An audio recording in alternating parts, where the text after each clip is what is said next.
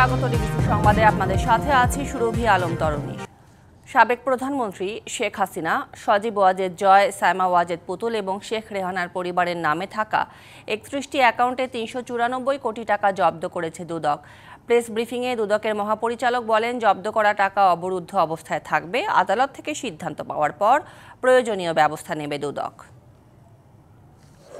জনাব শেখ হাসিনা, সাবেক প্রধানমন্ত্রী, গণপ্রজাতন্ত্রী বাংলাদেশ সরকার, তার ছেলে জনাব সজীব আহমেদ জয়, তার মেয়ে সাইমা ওয়াজেদ, তার ছোট বোন জনাব রেহানা সিদ্দিক এবং তাদের স্বার্থ সংশ্লিষ্ট 31টি bank account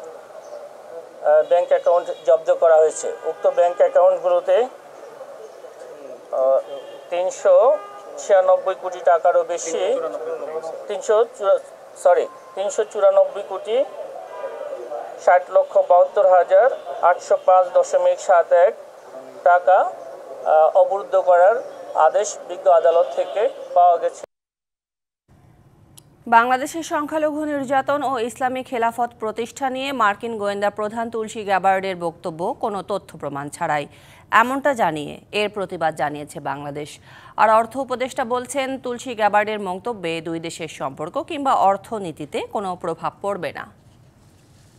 Unfortunate persecution and killing and abuse of religious minorities, Hindus, Buddhists, Christians, Catholics and others has been a major area of concern. সোমবার ভারতীয় সংবাদ মাধ্যম এনডিটিভি ওয়ার্ল্ডকে সাক্ষাৎকারে যুক্তরাষ্ট্রের গোয়েন্দা প্রধান তুলসী গ্যাবার্ড বলেন, বাংলাদেশে সংখ্যালঘুদের উপর নির্যাতনের ঘটনা ডোনাল্ড ট্রাম্পের প্রশাসনের বড় উদ্বেগের জায়গা। আর ভারতের বার্তা সংস্থা ANI-কে তিনি বলেন, ইসলামী সন্ত্রাসবাদের বিপদ বাংলাদেশকেও প্রভাবিত করছে।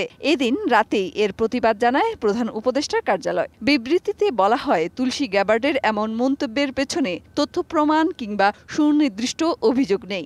এ ধরনের বিভ্রান্তিকর বক্তব্য বাংলাদেশের ভাবমূর্তি নষ্ট করছে। মঙ্গলবার এ নিয়ে সরকারের অবস্থান তুলে ধরেন পররাষ্ট্র উপদেষ্টা তৌহিদ হোসেনও।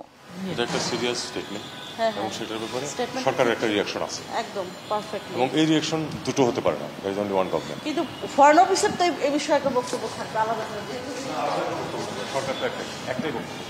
আর অর্থ উপদেষ্টা বলেন, তুলসী গ্যাবার্ডের মন্তব্যে বাংলাদেশ যুক্তরাষ্ট্রের সম্পর্ক কিংবা অর্থনীতিতে কোনো প্রভাব পড়বে না। তুলসী গ্যাবার্ড যেরকম উত্তর দিয়েছে এবং সেটার প্রসঙ্গে অনেকে বলেছে, আপনি অনেক জানেন, সেটা বলছে, এটার মধ্যে আমাদের কোনো ইস্যু নেই। তবে ওইসব মন্তব্যে আমাদের অর্থনৈতিক কোনো বহুপাক্ষিক সম্পর্ক বা দ্বিপাক্ষিক কোনো প্রভাব পড়বে না। দেশ এখন ভালো আছে জানিয়ে তিনি বলেন, অর্থনীতি নিয়ে হতাশার কোনো কারণ নেই।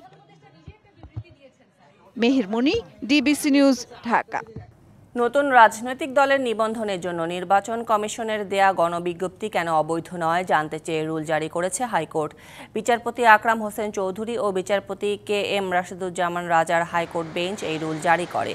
এর জবাব দিতে হবে 4 সপ্তাহের মধ্যে। নতুন রাজনৈতিক দলের নিবন্ধনের জন্য আবেদনপত্র আহ্বান করে 10ই মার্চ ওই গণবিজ্ঞপ্তি দেয় নির্বাচন কমিশন। এর বৈধতা নিয়ে রাষ্ট্র সংস্কার আন্দোলনের প্রধান সমন্বয়ক ও সুপ্রিম কোর্টের আইনজীবী হাসনাত কাইয়ুম রিটটি করেন। তথ্য উপদেষ্টা মাহফুজ আলম এবং যুব ও ক্রীড়া উপদেষ্টা আসিফ মাহমুদ সজীব ভুঁইয়ার পদত্যাগ দাবি করেছে গণ অধিকার পরিষদের নেতারা। এছাড়া অন্তর্বর্তী সরকারের অধীনে নিরপেক্ষ নির্বাচন নিয়ে শঙ্কা আছে বলে জানান গণ অধিকার পরিষদের মুখপাত্র ফারুক হাসান। দুপুরে রাজধানীর আল রাজি কমপ্লেক্সে গণ অধিকার পরিষদের কার্যালয়ে সংবাদ সম্মেলনে এসব কথা জানান তিনি। আওয়ামী লীগের পুনর্বাসন নিয়ে এবং অপারেশন ডেভিল হান্টের নামে আওয়ামী দোসরদের গ্রেপ্তার না করে নিরীহ আওয়ামী লীগ কর্মীদের গ্রেপ্তার নিয়েও নিন্দা জানান গণ অধিকার পরিষদের সাধারণ সম্পাদক। বাংলাদেশিদের জন্য ওমরাহ ভিসা বন্ধ করেনি সৌদি কর্তৃপক্ষ, এমনটাই জানিয়েছেন ঢাকায় নিযুক্ত সৌদি আরবের রাষ্ট্রদূত। তিনি বাংলাদেশের এজেন্সিগুলোকে সৌদি এজেন্সির সঙ্গে যোগাযোগ করার অনুরোধ করেছেন। দুপুরে সচিবালয়ে ব্রিফিংয়ে এসব জানিয়েছেন ধর্ম উপদেষ্টা আ.ফ.ম. খালিদ হোসেন। অডিও বার্তায় তিনি জানিয়েছেন, বাংলাদেশিদের জন্য ওমরাহ ভিসা বন্ধ করা হয়নি। এক্ষেত্রে তিনি বাংলাদেশের হজ ওমরাহ এজেন্সির প্রতিনিধিদেরকে ওমরাহ যাত্রীদের হোটেল বুকিং, রিজার্ভেশন, এয়ারলাইন্সের টিকিট সহ সৌদি আরবের ওমরাহ এজেন্ট কোম্পানির সাথে যোগাযোগের পরামর্শ প্রদান করেন। আগামী বাজেটে করমুক্ত আয়সীমা 5 লাখ টাকায় উন্নীত করা, ব্যক্তি খাতের সর্বোচ্চ কর 25% নামিয়ে আনা এবং একক ভ্যাট হার চালু সহ 42টি প্রস্তাব দিয়েছে chamber of commerce and industries DCCI। সকালে প্রাক বাজেট আলোচনায় জাতীয় রাজস্ব বোর্ডের কাছে এসব প্রস্তাব তুলে ধরেন সংগঠনটির সভাপতি তাসকিন আহমেদ। এনবিআর চেয়ারম্যান বলেন, কোম্পানির কর কমিয়ে ব্যক্তির কর আরও বেশি হওয়া উচিত। ভারতেও বাংলাদেশের চেয়ে বেশি, যা উন্নত দেশে 50 থেকে 55%। এটাকে কমানো ঠিক হবে না বলেও মনে করেন তিনি। যদি আমার দেশের ইন্ডাস্ট্রিকে প্রোটেক্ট করার প্রয়োজন হয়, আমার রাষ্ট্রীয় স্বার্থ যদি দরকার হয়, তখন আমরা ডিউটি বাড়াবো। আদারওয়াইজ কেবলমাত্র ট্যাক্স কালেকশনের জন্য আমরা ডিউটি বাড়াবো না। ট্যাক্স কমাই দিলে বা ট্যাক্স ফ্রি করে দিলে ব্যবসা হবে, নাহলে ব্যবসা হবে না। এই জায়গাটা থেকে বেরোতে হবে। না না, এটা একেবারেই ঠিক না। এই জায়গাটা দয়া করে আপনারা, আমি এতক্ষণ পর্যন্ত আপনাদের সব কথা মেনে নিলাম, কিন্তু যখন বলতেছে যে একটু ট্যাক্স কমাই দিলে আরো ইনভেস্টমেন্ট বাড়বে, এটা ঠিক না।